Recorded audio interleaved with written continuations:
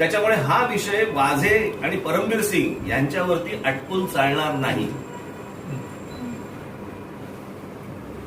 म्हणून मी आपल्या मार्फत आज हीच विनंती केंद्र सरकारला करत आहे की केंद्र सरकारने याच्यामध्ये हस्तक्षेप करावा, कारण याची इन्क्वायरी महाराष्ट्र सरकारकडनं किंवा महाराष्ट्रातनं होणार नाही. आणि जर केंद्राकडनं खऱ्या अर्थाने जर याची चौकशी झाली, मी आपल्याला सांगतो फटाक्याची माळ लागेल. कोण कोण आज जातील याची आपण कल्पना देखील करू शकणार नाही.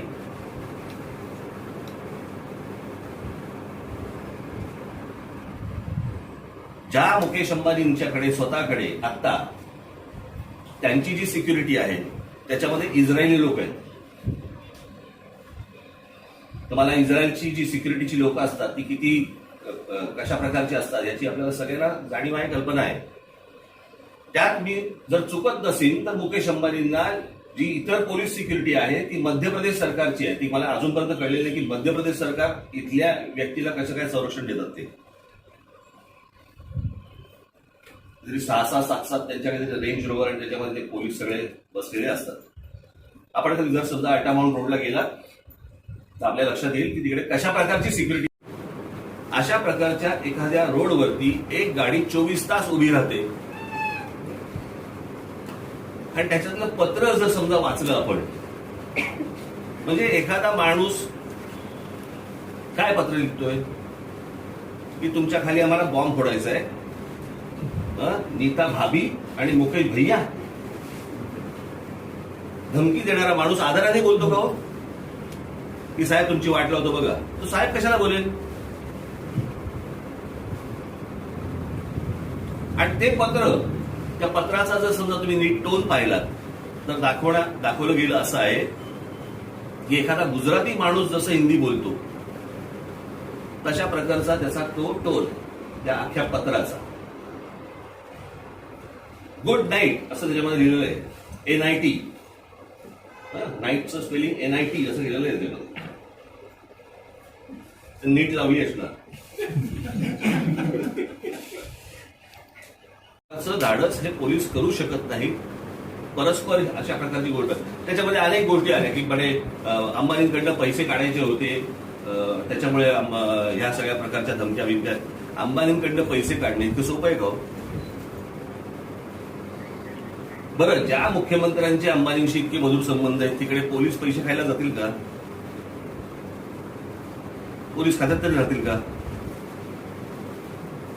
हे सगळं प्रकरण काय आहे हे वेगळ्या प्रकारचं प्रकरण आहे. मला आपल्याला सगळ्यांना विनंती करायची, आपले जे चॅनलचे हेड्स आहेत त्यांना विनंती करायची, हे भलतीकडे प्रकरण नेऊ नका की पोलिसांच्या मधल्या भांडणं आणि पोलिसांमधल्या अजून काहीतरी, कारण त्याला एक फाटे फुटत जातील आणि फाटे फोडले जातील.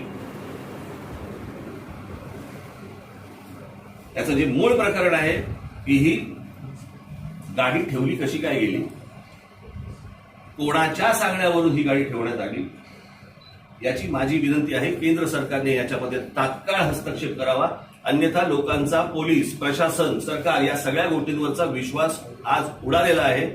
तो जर मिळवायचा असेल तर मला असं वाटतं केंद्राने याच्यामध्ये हस्तक्षेप करणं अत्यंत गरजेचं आहे. आज महाराष्ट्रामध्ये इतर सगळे प्रश्न पडलेत. काय करोनाचे आकडे येत आहेत, त्याच्यानंतर मुलांच्या शिक्षणाचं एक शैक्षणिक वर्ष फुकट गेलं त्यांचं, त्याच्यानंतर आज अनेक मुलांच्या आई वडिलांची नोकऱ्या गेल्या, त्याच्यामुळे शिक्षण सोडावं लागलं. यावेळेला परवा दिवशीचा एक बातमी होती, फक्त मुंबईमध्ये 20,000 ऍडमिशन्स या कमी झाल्या, मुलांनी घेतल्या नाही. 20,000 वंचित आहेत. बेरोजगारीचा आकडा तर रोज फुटतो आहे, अनेकांच्या नोकऱ्या गेलेल्या आहेत. अशा सगळ्या विचित्र परिस्थितीमध्ये आर्थिक परिस्थिती इतकी खराब आहे देशाची आणि राज्याची तर आहेच आहे. म्हणजे अर्थसंकल्प मांडताना अजित पवारांनी हे सांगितलं होतं की राज्याची परिस्थिती, आर्थिक परिस्थिती चांगली नाही. हे सगळे विषय असताना एक काहीतरी नवीन प्रकरण येतं आणि ज्याच्यानंतर लोकांचा विश्वास उडतो या सगळ्या गोष्टींवरचा. आपण असं म्हणतो, आजपर्यंत आपण म्हणत आलो की पोलीस भ्रष्टाचारी आहेत किंवा भ्रष्टाचारी नाही, हे वरून सांगतात 100 कोटी वसूल करा म्हणून तो पोलीस जाणार ना तिकडे. आणि इतकी म्हणजे मला लाज वाटली काल की महाराष्ट्रासारखी एवढी उज्ज्वल, एवढी परंपरा मोठी, एवढा महाराष्ट्र एवढा मोठा, त्याचा गृहमंत्री सांगतोय बारमध्ये जाऊन पैसे गोळा करा. इतका घाण, इतकी विचित्र वाईट अवस्था मी आजपर्यंत कधी बघितलेली नव्हती. त्याच्यामुळे हे गृहमंत्री हा तर माणूस गेला तर पाहिजेच, कोणत्याही परिस्थितीत त्यांनी राजीनामा द्यायला पाहिजे, त्याचा राजीनामा घेतला गेला पाहिजे. आणि ह्या प्रकरणामध्ये केंद्र सरकारने हस्तक्षेप करून कसून चौकशी करावी. कल्पनेच्या बाहेरचे चेहरे तुमच्या समोर येतील. आणि केंद्राकडनंही जर समजा उद्या असं झालं नाही तर हा देश अराजकाकडे चाललाय, एवढं फक्त लक्षात ठेवा. कारण हे काही साधं सोपं सरळ काम नाहीये. पोलीस बॉम्ब ठेवतात, ही घटना इतकी क्षुल्लक समजू नका. किंवा पोलिसांना बॉम्ब ठेवायला सांगितलं जातं, ही घटना इतकी क्षुल्लक नाहीये. मला असं वाटतं सर्वांनी या गोष्टींचा गांभीर्याने विचार करणं आवश्यक आहे. आणि माझी परत एकदा केंद्र सरकारला हात जोडून विनंती आहे की त्यांनी या सगळ्या गोष्टींची कसून चौकशी करावी. धन्यवाद.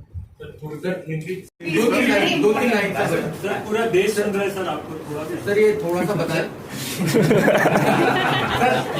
सर 2-3 लाइन सर, आपकी जो बातें रखी है मुख्य तौर पर आपकी क्या मांगे केंद्र सरकार से, इस पूरे मामले की जांच होनी चाहिए, और आपने जो भी मुद्दे रखे वो संक्षिप्त में बताएं. मुझे लगता है कि केंद्र सरकार को इसमें हस्तक्षेप करना चाहिए और इसकी कड़ी से कड़ी इंक्वायरी होनी चाहिए, क्योंकि ये कोई आम बात नहीं है. जैसे मैंने कहा था अभी पहले कि हम लोग पहले सुनते थे, सोचते थे कि बम टेररिस्ट लगाते हैं, लेकिन अभी पता चला बम पुलिस लगाते हैं.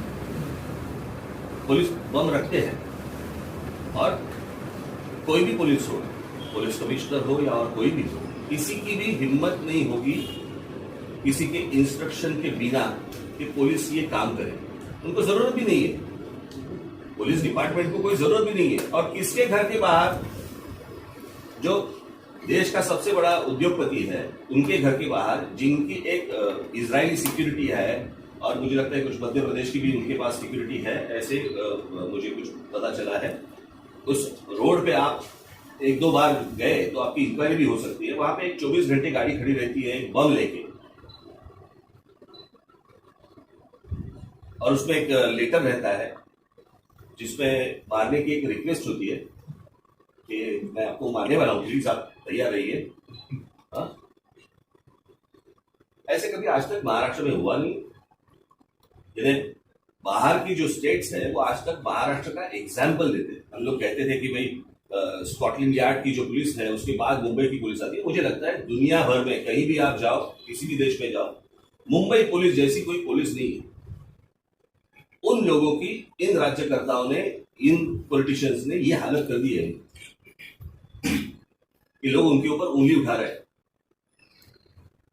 और इसलिए मुझे केंद्र सरकार से मेरी विनती है कि वो कड़ी से कड़ी इंक्वायरी करे, और अगर ये नहीं हुआ तो लोगों का प्रशासन, सरकार, इन सारी चीजों के ऊपर से विश्वास उठ जाएगा.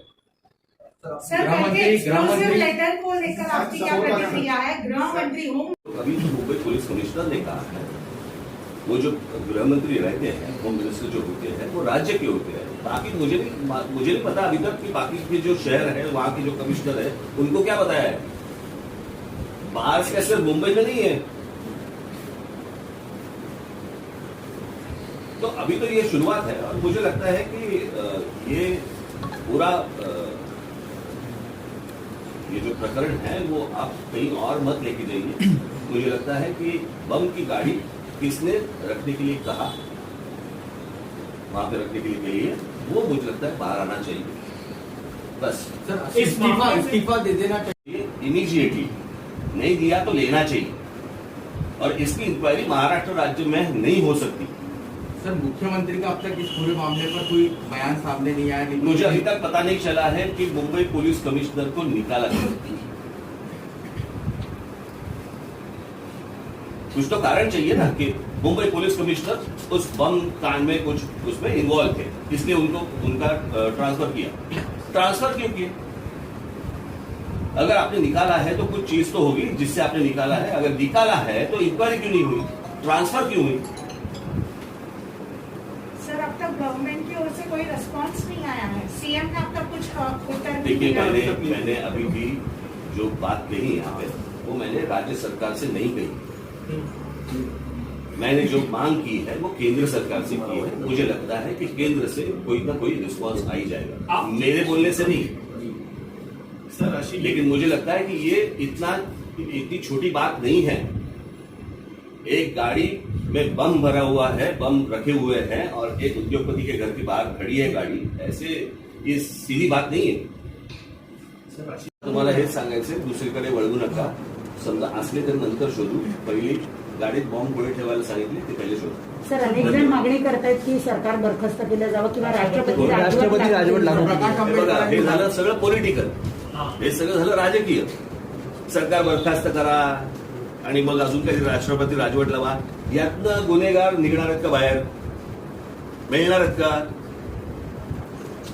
मला ह्या मागचे गुन्हेगार कोण आहेत की इथपर्यंत ह्यांचा विचार जावा, इथपर्यंत